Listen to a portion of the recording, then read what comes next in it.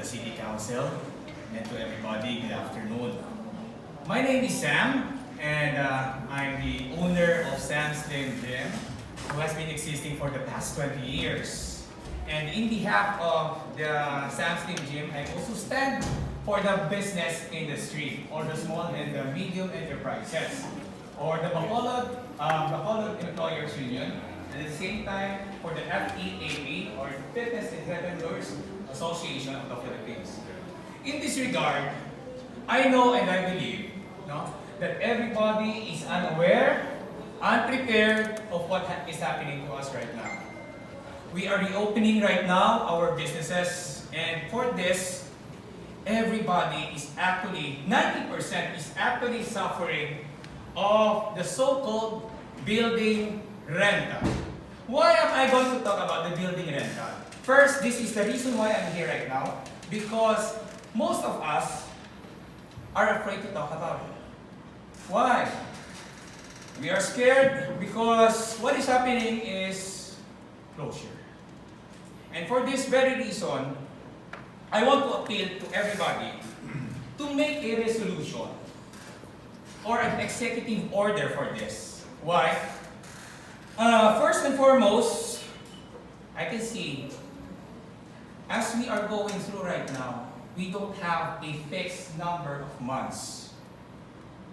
When we say fixed number of months, when it comes to the payment of our building rental, as you can see, we have been closed for the past 2 months, April and May.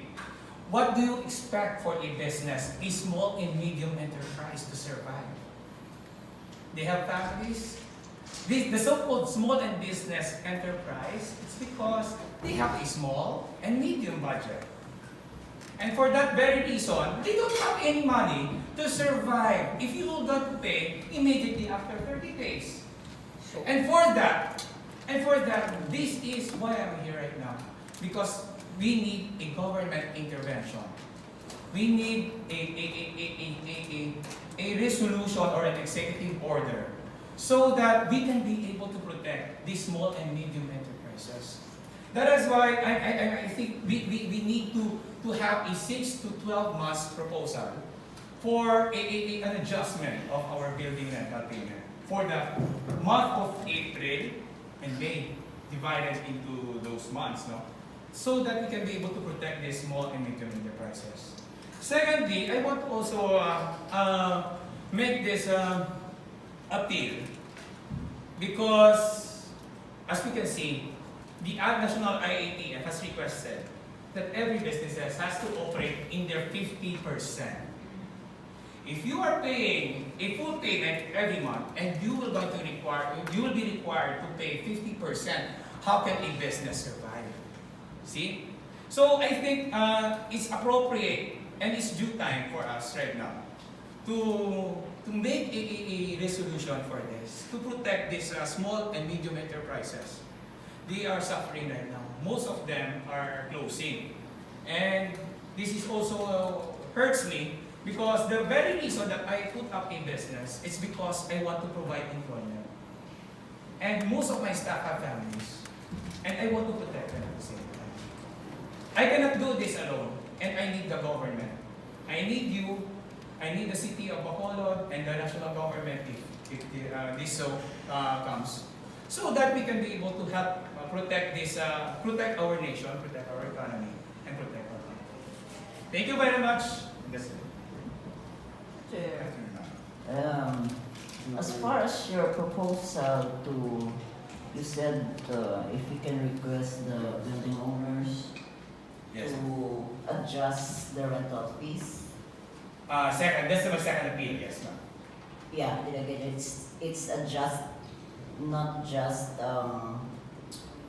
pay it on a staggered basis. The first appeal is about the deferred payment, because actually what happened to my case and what happened to other businesses which I collect the data, they said that immediately their checks was been deposited already. So how can a business survive? Closed ka for 2 months, zero income, you have families. Yeah. Anyway, we'll look into that. but I think it would be more of at a national level, considering that this would affect loss on contracts Yes, ma'am. as well as impairment loss of contracts and obligations, Yes, no? ma'am. As far as your agreements are concerned. But maybe as I said, if maybe we can make an appeal as far as deferred or Yes, deferred staggering payment. payments, etc. That is within our Which in a way, ma'am, sorry, which in a way, it's not going to become a burden to our small and medium enterprises. Because what is happening right now, if you look at it, wala ka ng kwarta. You don't have any money, zero. Tapos mangutang ka pa. And others are proposing, oh, kukulangin ko dyan ay kwarta. Mhm. How can you survive with this situation right now? Actually, And- it's not only you that's suffering. Yes, that's why Yes. I want to have a solution for this. Yeah. Second, Yes, ma'am. if you are to operate even at 50%, how could you tell us the safety or precautionary measures that would ensure us or the public that by doing so you might likewise be endangering the health and safety of your customers Yes. and the community? In the business of fitness, we always make sure that our clients will bring their own personal alcohol, towel, and basahan, okay, or trapo. And at the same time, they have thermoscan before they enter the gym.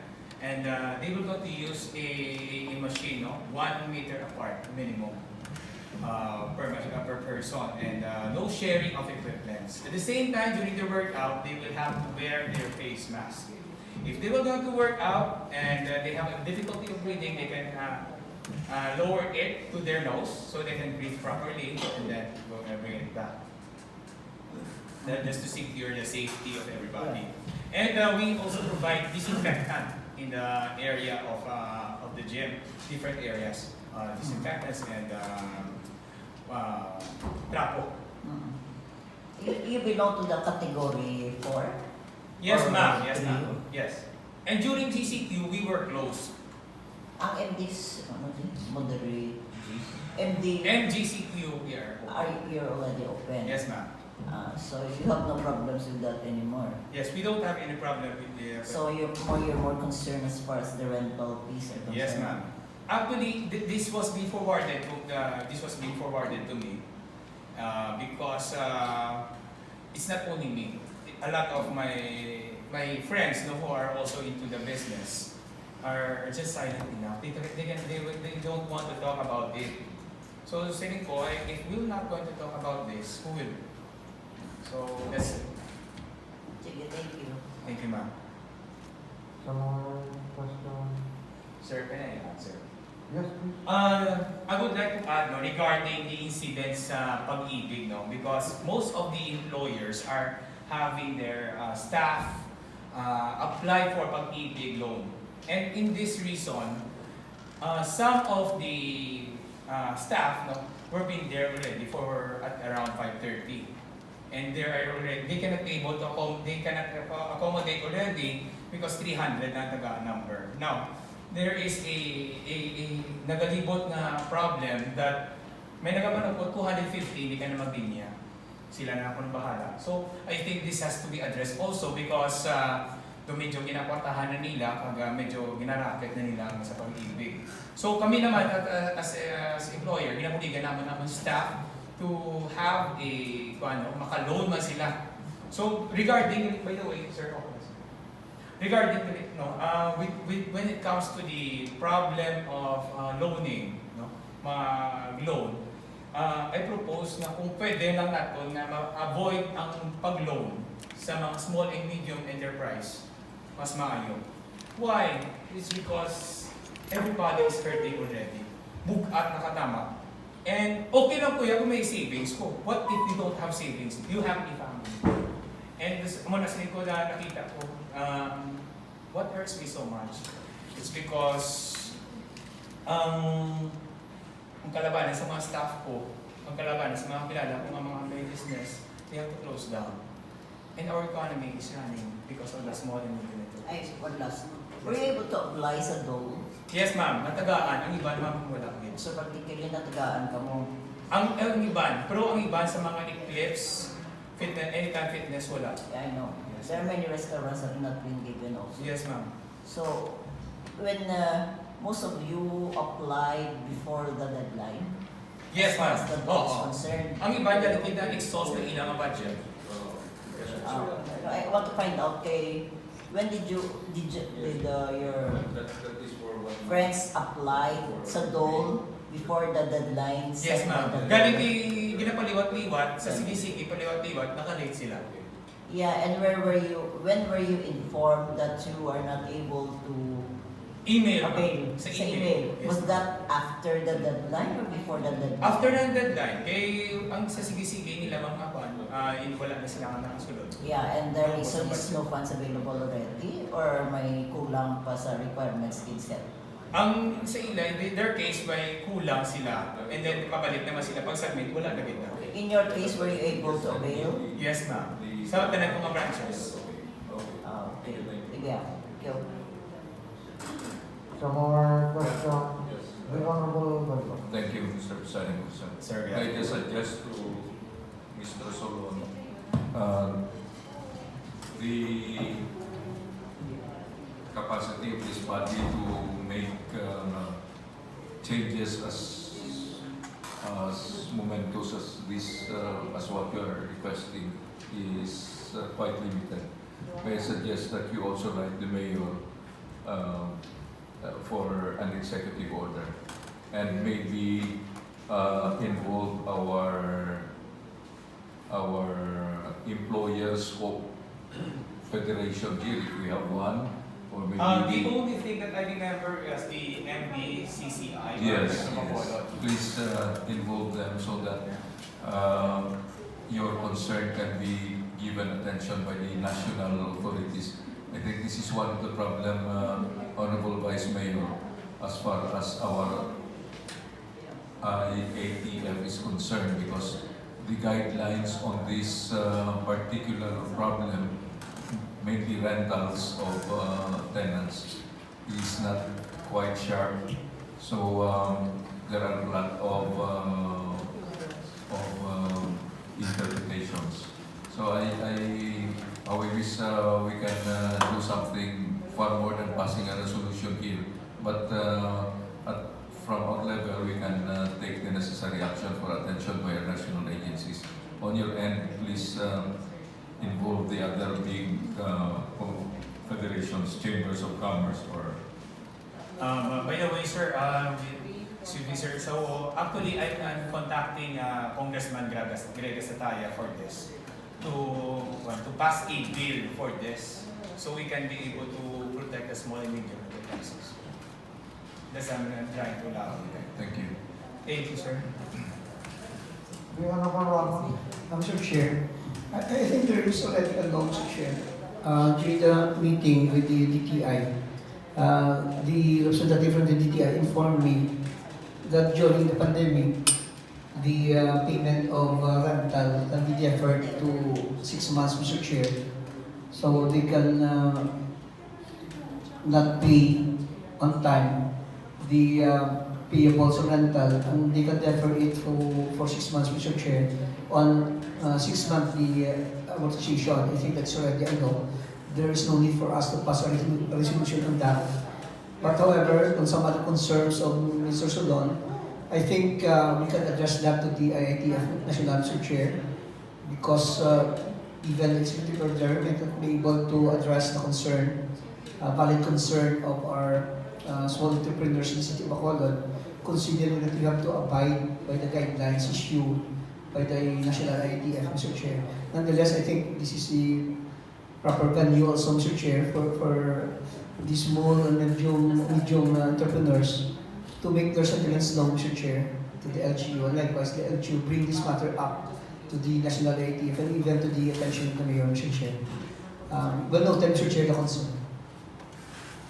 Sir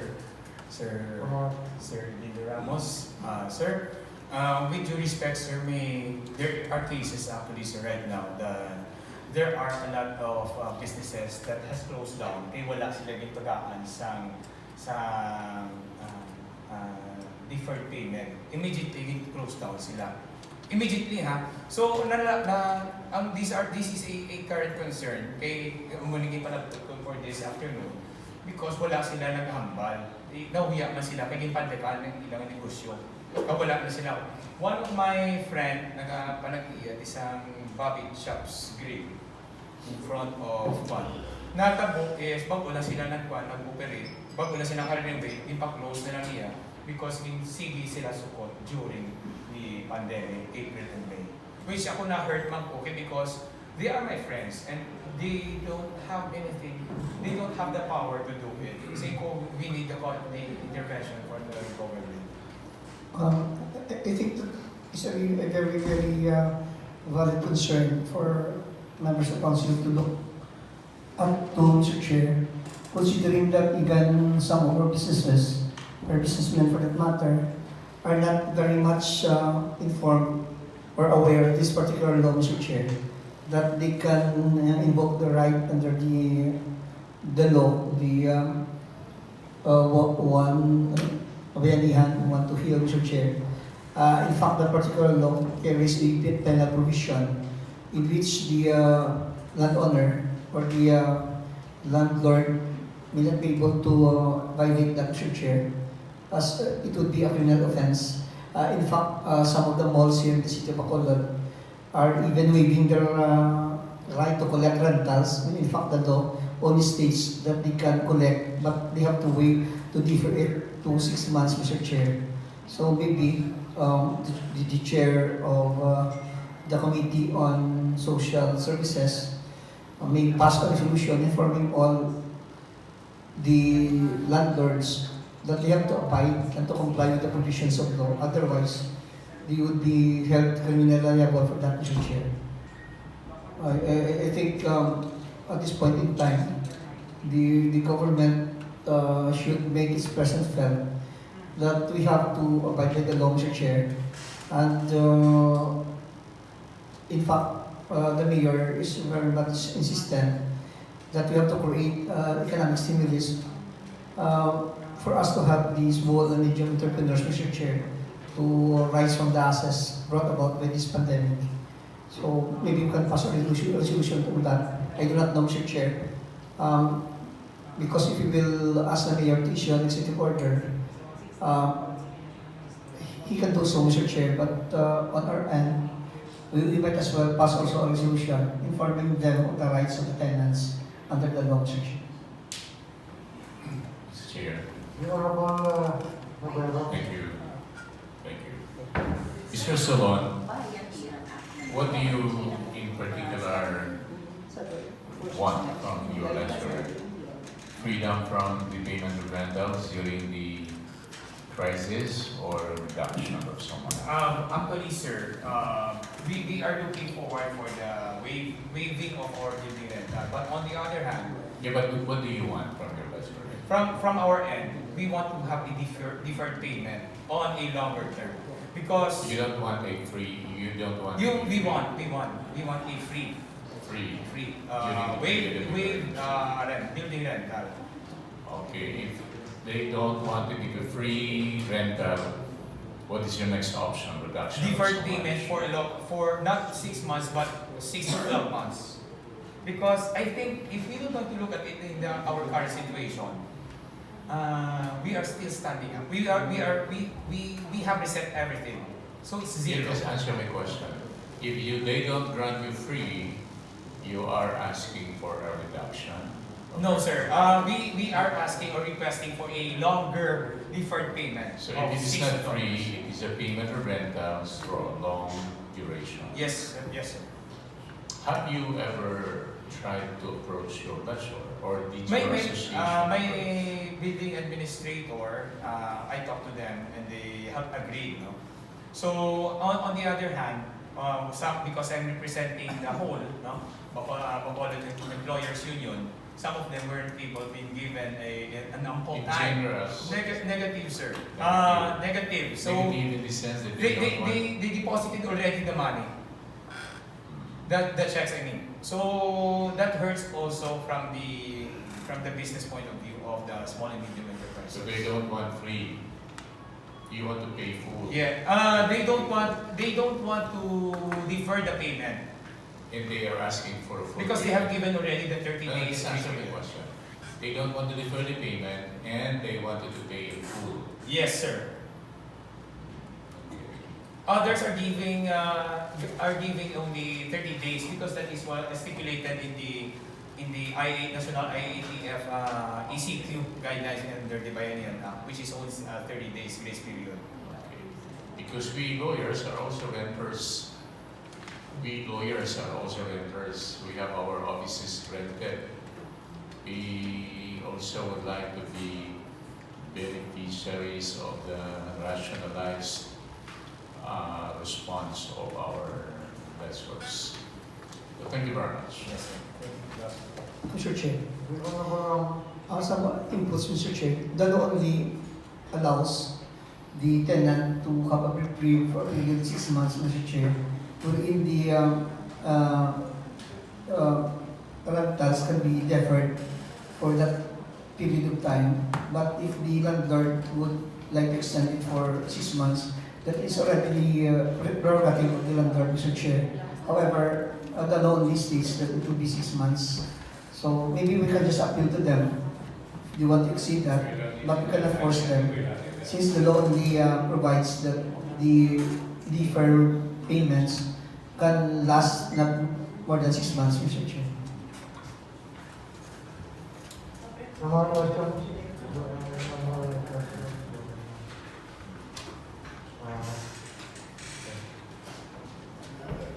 That's all, sir. Yes. Thank you.